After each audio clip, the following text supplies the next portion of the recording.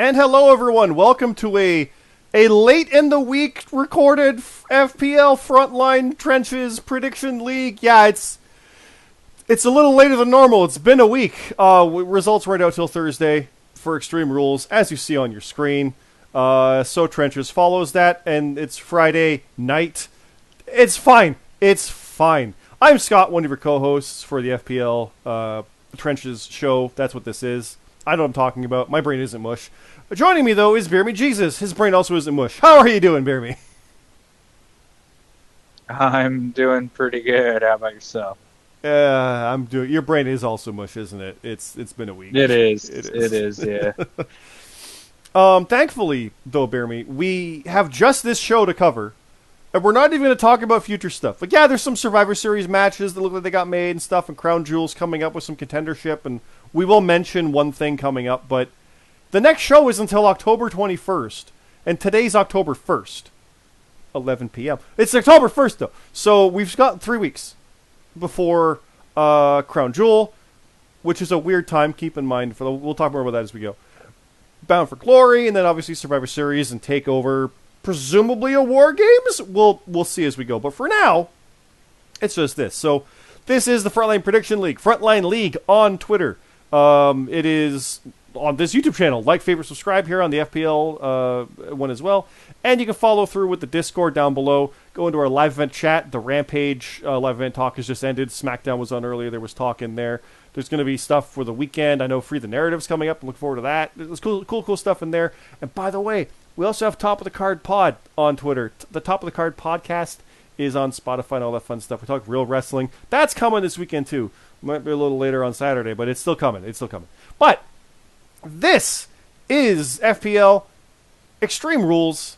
Unlike WWE, Bear Me, we had Extreme Rules for the whole card because we didn't realize they weren't going to do goofy stuff and we wanted stipulation matches, so we still went with that. And I think it turned out well. What did you think of the show overall? I thought it was pretty good. I thought it was really good. It was chaotic, if anything. But really good. Obviously, I'm biased. I wrote a lot of it. CT and I did most of the writing. I know Red got to do a match. Red wasn't going to do much of this one. Red's got some personal stuff. We're pulling with Red. Red's still around on the stuff, not gone or anything, but got to do some stuff on here, so we're very happy for that. But let's dive in here with the main event. Your boy Bastion, the FPL World Champion, with his first defense. If you remember from our last episode last week, we talked a lot about the champions and their likelihood of retaining. We both gave Escobar a very strong chance to win this. He did not, and Hell in a Cell rules, he did quite badly, actually. 34-16. Bastion retains the world title. I wrote it, so I'll just say right now, it was very violent, very brutal, very fun, and I enjoyed it a lot. Yeah, and also no cash in. No cash in yet again, but Hawk is watching. He's always watching. He is. Full disclosure, I bird that's lurking. I write those bits in, and that way sometimes they might come out because maybe CT knows there's a cash in. It remains to be seen. But yeah, no cash in this time. It was my favorite part actually is how he went for the curb stomp and missed onto the steel stair, and that was the same leg that Escobar hurt at Death Before Dishonor, and then attacked it. And I was writing it legitimately. I write the matches very much like in order, and I kind of follow where it's going. I don't really plan spots out in advance. I did for some of the stuff because I knew there was going to be like a table spot off a ladder, and I had like stuff like that. We got to get to a point. But for this one was just kind of just going along, seeing where it goes, and just what feels right for the momentum with who wins and how it goes. It's a very weird process, but I really enjoy it. And I had that moment and I realized that's the same leg. He can capitalize on that from last time. That's how unplanned that was to take out his leg. And then I realized, oh no curb stomp. He'll be use the other leg. Yeah. So as much as I want to take credit for long-term storytelling, I can't. That's a happy accident, and I love stuff like that. So very fun. That was really nice. That was a nice touch. I'm proud of it, but I wish I could take more credit for the fact of it. I just kind of lucked into it and went, oh, yeah. Escobar, I think he even said he looked good in defeat, and that's a key thing that we want to do with matches here. Like, just because you lost doesn't mean it has to be like a squash. Yeah, we'll do those too. Like, even in the Rumble, some guy goes out in maybe 2 minutes. It happens. This is what it is. But I want everybody to look good as best they can, and that's always the goal with this stuff. I know CT nailed that with his write-up for the Canadian Championship. Watson Rules, Smooth Rock dethroning Ralentando. And, as Smooth Rock was key to point out, the only title change that happened is the one that I think we said would be the one that wouldn't. Yeah. Oops. Yeah, Smooth Rock defeated Ralentando 16-14. I'll mention it right now, BeerMe, just for score's sake. You lost to McKennedy 15-13. These were very close, these two title matches. Yeah. Gosh dang, I did. We'll get to yours in a second, but Smooth Rock, this is the first title change, because we've had our inaugural champions. None of those have lost yet. Ralentando just did. Not for nothing, Ralentando did very well, but Smooth Rock is just a dirtbag, scum of the earth heel, and I love everything about it. The biggest compliment I can give him was that intro and that opening, which was 100% something I would do for an entrance, which is why it worked such good heel stuff for him. So yeah, shout out to The Rock. That is smooth. He totally deserves this win. That's a pretty big deal. And not for nothing, Ralentando, you were a great Canadian champion, and I'm sure that you will go on to do bigger, better things, or you could just get the title back. Who knows? Because we know that you know these matches very well. The way that we operate with stuff like that is he's not the back of the line right away. We don't do immediate rematches. I mean, if there's no contests, we got to work that out and figure that out and maybe do some contendership and go from there. But with this, yeah, he doesn't get a shot right away. He just had it. It was close, but it was also definitive. So we'll see where it goes from there. If Ralentando, like he admittedly even said he didn't really even want to be champion, but he was very proud to have it. And it's interesting to see where that goes. Does he move on up? Does he go after the world title? Is he the guy to take out Bastion or Hawk? Who knows? So I'm very intrigued to see what comes of that with him in that. So, or like I said, he could easily win his way back to a rematch. We've seen that with the tag division as well, and even with the American title. So, Smooth Rock, I'm excited for you. Remember, I did beat you very recently. House show, yes. But I'm a little busy right now, but you got something I want. So, I'm not even in the division. Who am I kidding? But we'll see what happens down the line. But I love the fact that we've got a title change. It's not that I wanted someone to lose. I like the history of what happens now, right? So, speaking of, McKennedy beat you, BeerMe. Alexander McKennedy, the American champion, retained in a 10,000 bottle cap death match. As I wrote, technically 10,002. Because of the little, I like that. The fun little moment. I wrote this like a hard, like it's a death match, so I figured almost like a barbed wire match. But it was reversed because it's bottle caps everywhere. It's like the ropes are safe, but everything else isn't. I went probably too far with this match, but I'm really happy. No, it was great. Because I just put bottle caps in weird spots, and like either it was cutting you, like I'm holding. It's a plastic one, but these are all metal ones, so like either it's cutting your hand or it's a blunt end against you. I just thought it was a cool, fun, unique element to have. It was a very unique.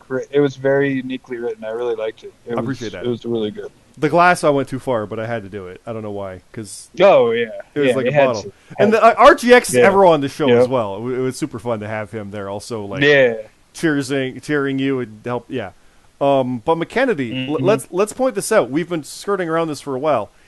He got the pin. He won the match and retained his title. It was not a no contest. He won. This is a bad thing for everybody, because now he's winning the matches. Yeah. So how do you feel coming out of that one? I made a few mistakes in my judgment of things, and there was an unexpected match that took place on the card, or probably would be American champ right now. But that's neither here nor there.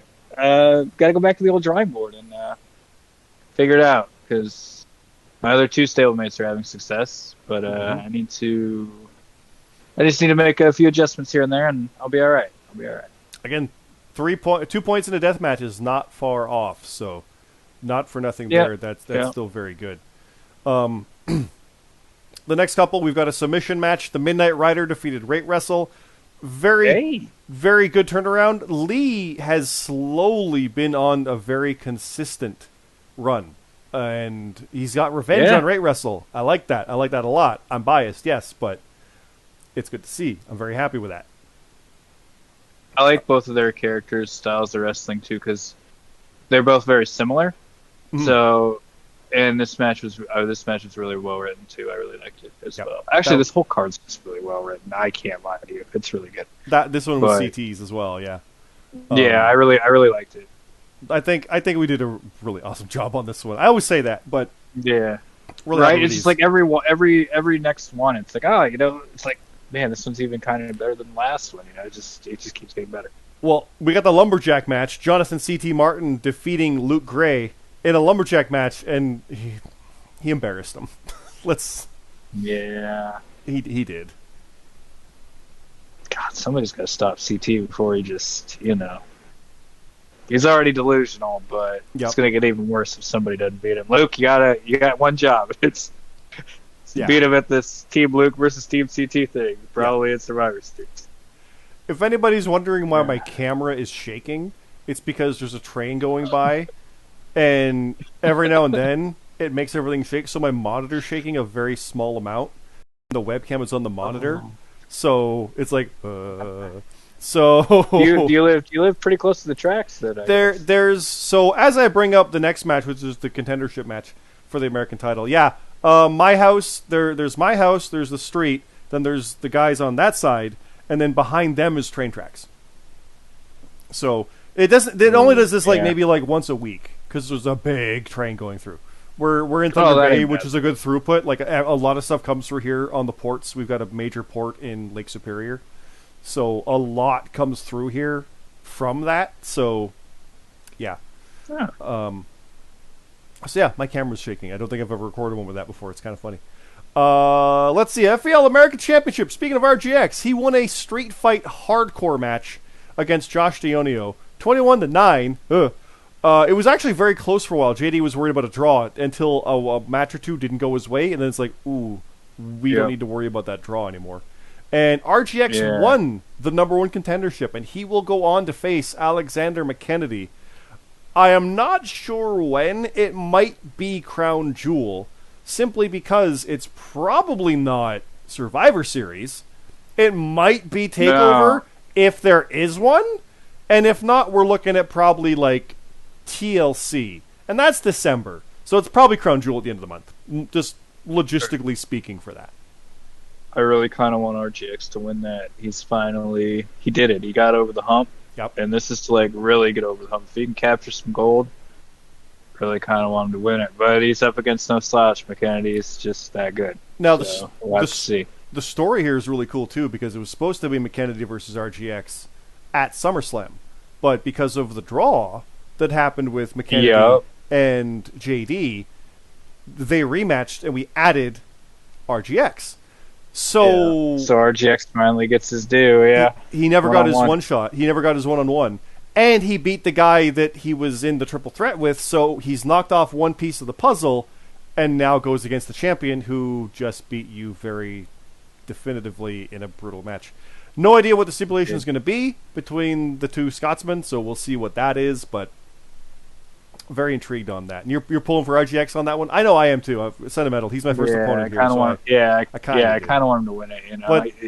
But I will say, writing McKennedy's matches is some of the most fun I have, because I don't know what's going to be. CT's done a lot too, like the Swamp match and stuff. He's done a lot of those ones. So the hardcore matches, the cinematic stuff is super fun. No joke. So that's a weird segue, but 30-minute Iron Man match. I beat James Costner 5-4. This was fun. He and I had the exact same picks for who would win. Now, an Iron Man match works where whoever gets the match right or wrong gets the point. Well, because they're all the same, we went 4-4. Because we had the same winners. Per our rules, bonuses don't even factor into this, which I didn't realize. But what happens is you then go to points. And whoever has the most points gets an extra fall, like sudden death. That's why I got the 5. Ooh, because I like that. I had a 5 and he had a 4 on one of the matches that was wrong, and he had a 4. Flip that. I had a 5 and he had a 4, and he had a 4 and I had a 5, and he got the 5-pointer wrong, but I got the 5-pointer right. So therefore, my score was just one bigger. So I get the point for that. If that wasn't the case and those matches were gone, we would have had the exact same points because we both put 6 on Roman. We both did 2 on this. We both put 1 on Charlotte. If that was the case, it would have then gone to whoever got their highest one wrong would have lost a fall, which is a carryover from before. I think it should have been bonuses, but we wouldn't have had that, so we would have gone to a time limit draw in an Iron Man match, which at least would have been a thematic result that makes sense because time ran out. So at least we were like, and then when it was the no contest for Bianca versus Bailey, Becky, too many B's. Becky, it was definitive. Like we knew what happened, so neither of us got it right. So therefore, it went through from there. So I got the win on that, but things aren't over clearly because it was hard fought and crazy, and I did as much as I could to make that one just like an emphatic storytelling of like my character kind of being a little. I'm a face, but I've just been a heel for 2 years, right? So I've still got those tendencies, kind of like Brian when he was doing stuff, and Costner just being vicious, like doing the low blow and does it again, loses the point. Oh well, goes after it. Like it was fun to write that. So that was crazy, but clearly things aren't over because you guys came and helped out when the Antidote came into the ring to attack me. Red and the Rider got involved, and then you and GMSG got involved. Bastion did not because he was getting ready for his main event. So, yeah.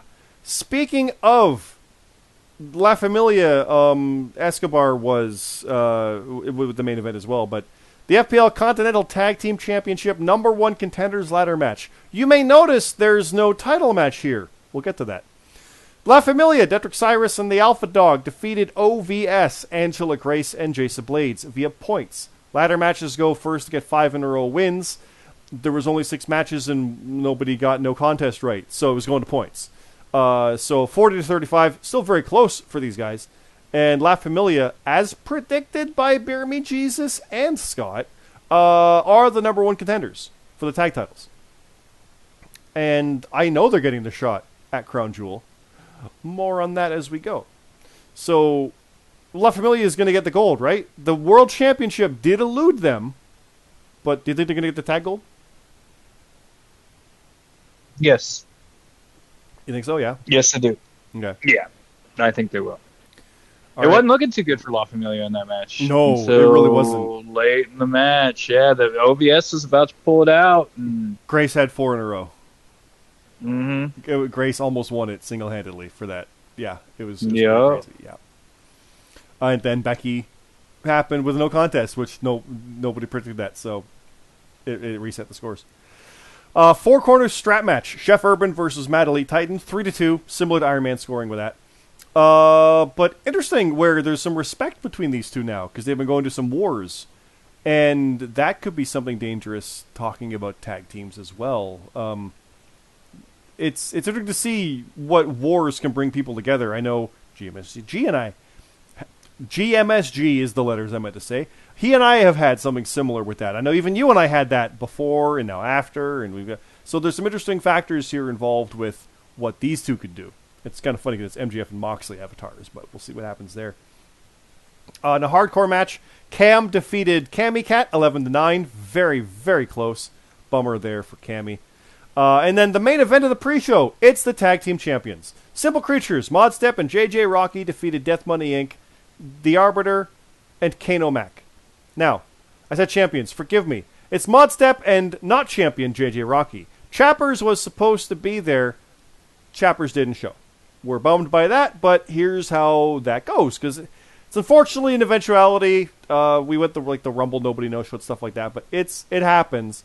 So instead of defending the titles, the Simple Creatures did not defend against Death Money. They got a replacement partner. We did not put titles on the line. simply because that would not be fair. The way things work, it doesn't work for them because it's no fair for Chappers to lose his title or not lose. It's not fair for the others to do it. It doesn't work. So what we do is we say there is a negative on the next defense. So the next defense that the Simple Creatures have, Modstep and JJ Rocky. Sorry, now I'm reading what's there. Modstep and Chappers, the next defense they have, they're at a -10 because of that no-show. We didn't strip the title, but that's what it is. So what happens there is at the next show, when Simple Creatures defend against La Familia, there's a -10 deficit already on the Creatures. Now, if Chappers doesn't show up again, it's kind of a handicap match. They don't get to do this again. That's it. And whatever happens, happens. But Death Money's still involved. Death Money still gets their shot. So the tag title match will be Simple Creatures versus Death Money Inc. versus La Familia. And the Creatures have a -10 deficit. Which sucks. I don't like that. But that's what happens if you no-show, and it's unfortunate. So, BeerMe, you're pretty convinced there's new tag champions. I know already, but is it La Familia, or is Death Money Inc. going to get their shot and actually take the gold? Oh, man. Because now it's being taken away from them. It sucks. Right? But, yeah. Man, I don't know. I honestly don't know. That's so hard to pick. I'll be honest, regardless, if Death Money Inc. doesn't win, this is me saying this right now, this is no booking, whatever. If they don't win it, I still want to see them get a proper team versus team match. Not a triple threat, not whatever. I know what those are like. I still feel they deserve a fair 2-on-2. So, doesn't mean they're going to guarantee it, but I said it before, a win or two get them right back. I can see it again. They're getting screwed. They really got screwed because of that no-show, and it sucks. And I feel bad for them. But we're not going to just be like, all right, you're champs now. That's not fair to Modstep. It doesn't work. We've got rules in place. We had rules in place from before with JRPL, and we carried over the idea of the negative, the penalty. You're not stripped unless you no-show again. Then you get a 0, right? Like that's what it'll be the next time. Because stuff happens. We understand. Life happens. Things get in the way. It's regretful. Fair enough. But we keep going on it. We give times to put the picks in. We can work from there. You never know. If something happens, they earn a shot again by Rumble, and the Creatures regain the gold, for all we know. They might not even lose it. More on that shortly, too, because there's some craziness that happens even with negatives, but we'll get there. CJ Hawk and the GMSG, friend of yours, no contest, 21-21. So GMSG might have just gone to a no contest with the future world champion. Not bad. Yeah, not bad at all. The Strays, Sheriff Dog and Michael Marsh defeated CM Carlito and Wookie 35-32. I do see Sheriff Dog, I believe, has already put a promo in our video in our Discord chat, so you can check that stuff out. We're all putting promos in. I've got one coming next week, probably. We got time, so there'll be one in there for me. Don't worry. Ash defeated Kier 1, who's completely new and nothing like what he was before. I don't know what you're talking about. Kier 1's been through some stuff. He's been through some things. And he was very happy to meet Ash, the man who caused those things.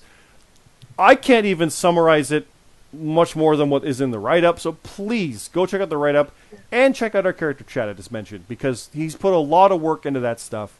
And when he saw this match with Ash, it was like, oh, perfect. So please go check that out. There's a lot of fun stuff he's done with that. It's really, really cool.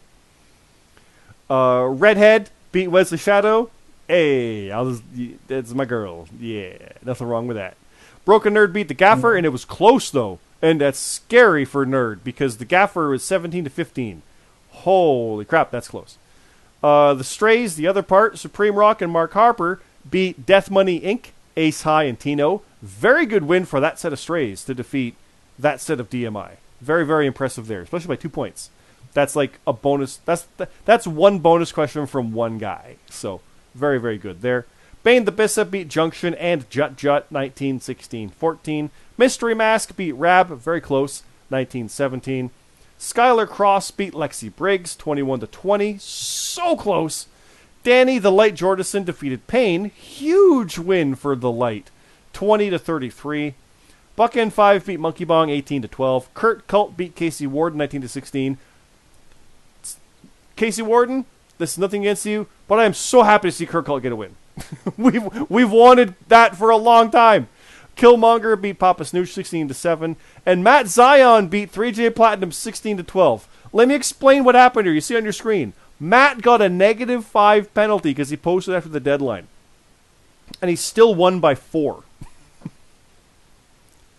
That's what I say. The creatures are good enough. They might not lose with a -10 because there's 2 of them. That's right. So, yeah. Now, to be clear, there was an error on the automatic results that were in our live event chat. The scores were changed once WWE declared SmackDown Women's Championship match was a no contest instead of a DQ for Bianca. That because people were getting points for Bianca winning, they made it a no contest. We always go by the WWE.com site. They didn't update till like midnight because they're really slow sometimes. We don't use Twitter. We don't use stuff. The main reason is because the Fox Twitter once said that Bray Wyatt won against Seth Rollins in that match when it was a no contest, but they jumped the gun. Like we go by the .com for that stuff. So that's what happened there. Some results might have changed from what you saw in live event versus now, so this is the official here. Again, if there's mistakes and stuff, though, let us know because we can always tweak stuff. There's some funny stuff in the write-up for that matter, but we edit them as we go and we find them, but it's all in good fun. Lots of achievements. CT, this is where... I did it on this show. GMSG, this is where his stuff goes in. And he does a lot of the stats and the stuff. He's not going to let me live this down. Oh, I did in the podcast, too, that's coming out. I feel so bad about that. He's going to laugh. You're laughing right now, Beer Me. Oh, my God. GMSG puts so much work into the stats and the achievements and stuff, and that's what all this stuff is. So, one of our favorites is You're My Favorite Number 2. That's a good one. We did the Canadian title. Very, very good. Good. Congratulations there, Smooth Rock. Smooth Rock got 3 achievements. Win a Watson Rules, win a title, win the Canadian. He got 3 of those. I got going distance. Iron Man. Neat. I didn't realize I won that. Hey. But yeah, check these results out. Please go in and look at the stuff here. There's a lot of work in here. We explained what happened with Chappers for something as well. The full details of the kickoff show. The build up with the tag titles or the lack thereof, and there's the Iron Man, and we try to make this good. Like Beer Me said, and thank you again for this, a really good write up. So I'm tooting my own horn on that one, but I know when to do that. It's when we do some cool stuff, and I feel we do every time. So I know that kind of dilutes it, but I think we did a pretty damn good job. So please check that stuff out. Yeah, and then there's challenges. We'll get to these later. Like there's stuff about a Survivor Series team and Real Nintendo involved with RGX, and there's stuff up here with some fallout of Rate Wrestle and the Rider, with some War Games, the Honor Club and RGX. There's stuff. There's stuff coming up.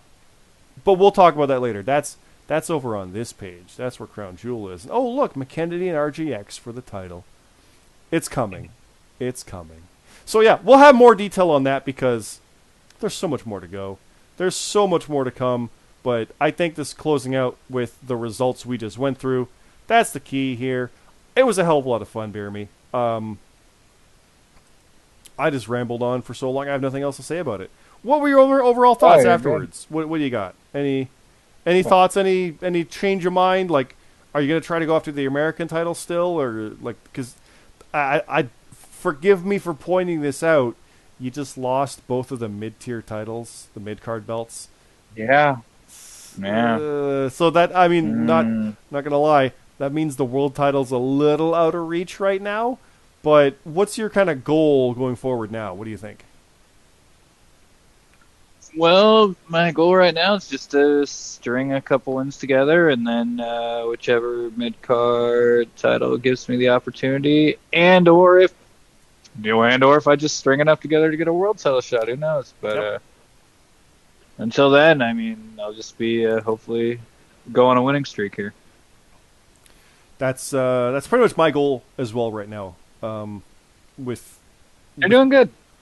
I got the win on Smooth Rock on the house show. I got the Iron Man match win, which is a big one. Very happy with that. And I mean, I lost at SummerSlam, but that was GMSG. That's all I do. So there's some back and forth because we won Infinity, got our win over Honor Club. So I've got some wins over some champions. I like to tout that. I'm very happy about that. And we'll see what happens from there. We'll see where that goes. But, I mean, it's clear that Antidote's doing its thing, and they're just being the opposite of that lethal dose of poison. They're a problem, so might need to deal with that. That's a video for another time, though. I think we'll call it there, Beer Me. I think we'll call it there. It's been about a half hour. That's a good quick one. Good. We've got 3 weeks-ish, because I just realized doing a Trenches the week of Crown Jewel will have to be like Wednesday, because Crown Jewel's on Thursday. That's gonna be weird. Yeah, Crown Jewel is Thursday the 21st at like 1 p.m. Eastern. So the deadline is actually going to be an hour before the pre-show, which is new. So like 11 a.m. presumably. The picks page will probably be up after Raw. It's going to be a weird one. So please make sure that you get your picks in on time for that. Don't think it's going to be Friday night or Saturday. It's Thursday afternoon. I plan to watch it because I hope to have that week off. Coincidentally, which is kind of a fun bonus. But keep that in mind coming up. That's the next one. And it's a main show, so it's going to be a follow-up to this with, like I said, American title match. We're going to see what happens. So, yeah, I'm real intrigued for that. But we got plenty of time to build towards that. We will do that next time. I've said that 3 times already. Thank you for watching FPL Top of the Card. Damn it, that's a write-up. That's an in-joke, if anybody wants to see behind the curtain. In the original write-up, within the first 5 minutes, I saw that the tag title situation will be addressed on a future episode of FPL Top of the Card. And I went to CT and went, that's a pretty damn good show, I hear. He goes, oh yeah, 6 out of 10. Wait! Then he realized he probably fixed it so no one else read that. But I know I did. Now everybody gets to know about it, and I got to laugh at it. And then I screwed up and called our own show that. Bear me, what are we doing? We need to finish this up. Right. It's the weekend. Let's get out of here. Thanks again, everybody. Mm-hmm. It is FPL in the Trenches, Frontline Prediction League, Frontline League on Twitter, on this YouTube channel. Like, favorite, subscribe, all that fun stuff. Come check out our Discord. You can watch New Japan with CT at like 2 in the morning. It's fun stuff as well. All good fun stuff. Thanks again for watching. We'll see you next time.